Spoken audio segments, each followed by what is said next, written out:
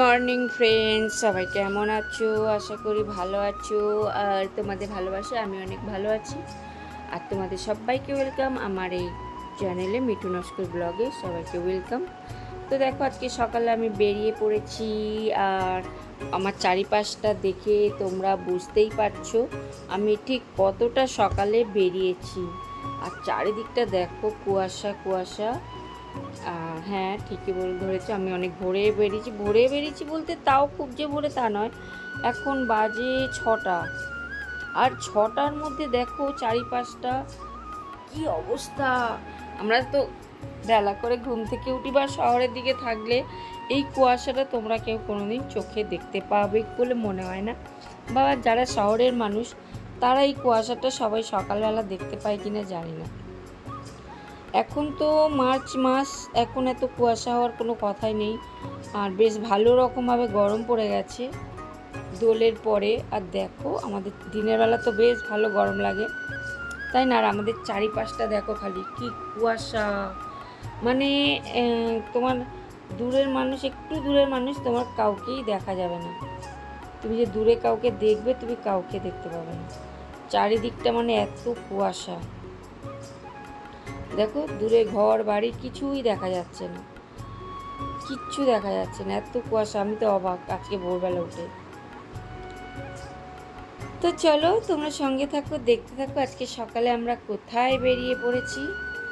আর এই দেখো, আমরা ট্রেনে উঠে পড়েছি। এখন এই ট্রেন ধরে যাব বারুইপুর, কারণ আপে ডাউনে ট্রেন ধরে বারুইপুর যাচ্ছি। আপে থেকে ট্রেন যেটা যাচ্ছে আমাদের সুভাষগ্রাম সোনারপুর থেকে, ওটা অসম্ভব ব্যাপার, আর তাও আমার মাকে নিয়ে। তো সেই ট্রেন ধরে আমরা শিয়ালদা থেকে, মানে বারুইপুর থেকে শিয়ালদায় চলে এসেছি। আবার দেখো, শিয়ালদা থেকে আরও একটা ট্রেন ধরে নিয়েছি। আর আমরা 3জনে বেরিয়েছি, মা, আমি আর আমার ভাইজি। তো কোথায় যাচ্ছি তো তোমরা সঙ্গে থাকো, অবশ্যই দেখতে পাবে। আর এখন মানে অনেকটা বেলা হয়ে গেছে, মানে এখন দুপুর হয়ে গেছে। কখন থেকে সেই সকাল থেকে আমরা ট্রেনে বসে আছি। যদিও শিয়ালদা থেকে ট্রেনটা ধরেছিলাম 8টা, 8:30টার দিকে ট্রেনটা। আর আমরা এখনও ট্রেনে বসে বসে গল্প করতে করতে চলেছি। কোথায় যাচ্ছি সঙ্গে থাকো, দেখতে পাবে। তো দেখো বন্ধুরা, আমরা ট্রেন থেকে নেমে পড়েছি। নেমে এবার অটো স্ট্যান্ডের দিকে যাচ্ছি। এবার অটো ধরবো। আর ওখানে অটো মানে একটু দরদাম না করে নিলে তোমার ঘাড় ভালো করেই মটকাবে। কারণ এখানে আমাদের অটোতে, আমরা যেখানে যাব সেখানে ভাড়া 30 টাকা, আমাদের বলছে 60 টাকা, কেউ বলছে 75 টাকা। তারপরে একটু এদিক ওদিক বলে কয়ে ধরে এখানে এরকমই, এখানে কোনো রেট নেই। তো এক জায়গায় হলো 40 টাকা করে মানে একজনের। তো সেখানে সেই অটোটা আমরা ধরে নিলাম। অটোতে উঠে এখন বসে আছি, আরও প্যাসেঞ্জার নেবে একটা অটোতে। মানে অটোগুলো একটু বড় বড়, টোটো টাইপের, একটু বড় বড়, তা সেই জন্য এখানে 8জন করে প্যাসেঞ্জার বসবে। তো আমরা এখন চুপ করে বসে আছি। আর এই দেখো, 3জন মিলে বসে আছি চুপ করে। এবার অটো ছেড়ে দেবে, তো প্যাসেঞ্জার হবে, তারপর ছাড়বে। তো সেই জন্য চুপচাপ বসে আছি। তো দেখো বন্ধুরা, অবশেষে অটো থেকে আমরা নেমেছি। নেমে এইবারে যাচ্ছি লঞ্চ ঘাটের দিকে। আর লঞ্চ ঘাটের দিকে যাচ্ছি মানে তোমরা বুঝতেই পারছো আমি কোথায় চলেছি। তোমাদেরকে তো এখন আমি বলিনি আমি কোথায় যাচ্ছি, সারপ্রাইজ। তোমরা আমাকে বলো আমি কোথায় যেতে পারি। তো দেখো, এই যে লঞ্চ ঘাটের দিকে এখন যাচ্ছি।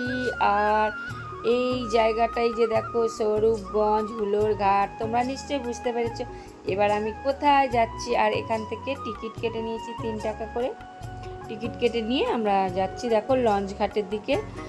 আর এখান থেকে অটো ডাইরেক্ট মন্দিরে যাচ্ছে এখন। তো যদিও বলছে মন্দিরে যাব, কিন্তু মন্দিরে ডাইরেক্ট নিয়ে যাব, কিন্তু আমরা যাইনি ডাইরেক্ট। আমরা হুলোর ঘাটেই নেমেছি, মানে ঘাটে এসে নেমেছি, কারণ এখান থেকে আমরা নৌকাটা চড়তে পারবো বলেই আমরা ঘাটে নেমেছি। ডাইরেক্ট মন্দিরে চলে গেলে তো হয়ে যেত, কিন্তু আমরা নৌকো চড়তে ভালো লাগে। এই দিকে আসলে একটু নৌকা টৌকা চড়তে পারি। তো সেই জন্য আর ডাইরেক্ট মন্দিরে যাইনি, আমরা ঘাটে নেমে গেছি। নেমে গিয়ে টিকিট কেটেছি, টিকিট কেটে আর এই দেখো এবার আমরা লঞ্চ ঘাটের দিকে যাচ্ছি। আর আমার মা, বললাম যে আমার মায়ের অনেক দিনের একটা স্বপ্ন ছিল যে আমি মাকে নিয়ে যাব পুজো দিতে। তো সেই জন্যে আমি মায়ের একটা স্বপ্ন পূরণ করতে পারলাম, সেটা নিয়ে আমার ভীষণ আনন্দ হচ্ছে। মাকে আমি নিয়ে এসেছি ওই জন্যে। আর আরও ভোরবেলা আসতে পারতাম, কিন্তু আমার মা তো ঘুম থেকে উঠতে পারেনি, সেই জন্য আমরা 6টায় বেরিয়েছি। বেরিয়ে আর এই যে দেখো চলে এসেছি কত দূরে। আর দেখো চারিদিকটা ভালোই লাগছে বেশ দেখতে তোমাদের। আর আমি তো একা একা ভিডিও করি, তোমরা জানো আমার ভিডিও কেউ করে দেয় না বা কেউ ধরেও না, সেই জন্য আমার খুবই অসুবিধা হয় একা একা যতটা পারি। আর ওই দেখো নৌকো চলে এসেছে, যেটাই করে আমরা ওই পারে যাব, ওই পারে যাত্রী এপারে নামিয়ে দিয়েছে, দিয়ে এবার এই পারে যাত্রী ওই পারে নিয়ে যাচ্ছে। আর আমরা দেখো নৌকাতে উঠে পড়েছি। আর নৌকার এই যে জলটা দেখো কি স্বচ্ছ, মানে এত স্বচ্ছ যে কালো হয়ে গেছে, মানে নিচ পর্যন্ত দেখা যায় জলটা এতটাই স্বচ্ছ, জলের নিচ পর্যন্ত দেখা যায় জানো। তো দেখো আমরা এখন নৌকাতে উঠে এখন আনন্দ করতে করতে যাচ্ছি। আমরা যদি অটো করে চলে যেতাম তাহলে ডাইরেক্ট এই আনন্দটা তো পেতাম না। এই যে নৌকার মধ্যে চড়ে গল্প করে করে চারিদিকটা দেখতে দেখতে যাওয়া, এটা যে কত আনন্দের ব্যাপার। তো তোমরা মানে জানি না কার কতটা ভালো লাগে। তো আমাদের তো খুবই ভালো লাগছিলো। আর আমার মা বলছিল নৌকায় করে যাব। আমি যদি ডাইরেক্ট অটো নিয়ে মন্দিরে চলে যেতাম তাহলে আমার মা এই ফার্স্ট এখানে আসলো, এই সবগুলো তো দেখতে পেতো না, তাই না? তো সেই জন্য আমার মাকে আমি এগুলো দেখাবো বলেই আমি ডাইরেক্ট অটো করে না গিয়ে নৌকায় করে যাচ্ছি।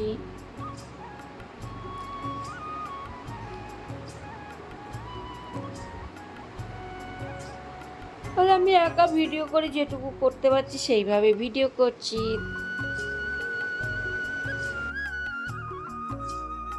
তো দেখো বন্ধুরা, অবশেষে আমরা একটা হোটেল নিয়ে নিয়েছি। হোটেলের নাম হলো নিউ রাধা মাধব যাত্রী নিবাস। আর এখানে উঠে দেখো তোমাদের হোটেলটার রিভিউ দিচ্ছি। হোটেলটা মোটামুটি ভালো, মানে খুব যে ভালো বলবো সে নয়, মোটামুটি ভালো, পরিষ্কার পরিচ্ছন্ন আছে। আর চারিদিকটা দেখো এমনি। আর এটা হলো টয়লেট বাথরুম। তো দেখো মানে বাথরুমটা ভালো, কিন্তু আমার অতটা হয়নি, মানে মগ বালতিগুলো আমার পছন্দ হয়নি, কমোডগুলো। তো মোটামুটি তাও পরিষ্কার আছে সেই জন্য, কারণ আজকের এখন আমরা এসেছি যেহেতু শনিবার, সেহেতু এখানে রুম পাওয়া ভীষণ মুশকিলের ব্যাপার। তবু কষ্টের সৃষ্টে আমরা একটা রুম পেয়েছি। এখন যা পেয়েছি তাই তো নিতে হবে বলো। আর এই দেখো আমি এখন ভীষণ টায়ার্ড হয়ে গেছি, হাত মুখ ধুয়ে এখন একটু শুয়ে পড়েছি, জামা কাপড় এখনও ছাড়িনি। এবার সারবো, স্নান করবো, আর রুমেই খাবার দিয়ে যাবে বলেছে, তো সেই জন্য এখন একটু বিশ্রাম করছি। তো বন্ধুরা আজকের এই পর্যন্ত, বাকিটা অবশ্যই আবার কাল নিয়ে আসবো, কারণ ভিডিওটা বড় হয়ে যাবে। তো এইটুকুনি থাক, বাকিটা আবার কাল দেখা হবে তোমাদের সঙ্গে। সবাই ভালো থেকো, সুস্থ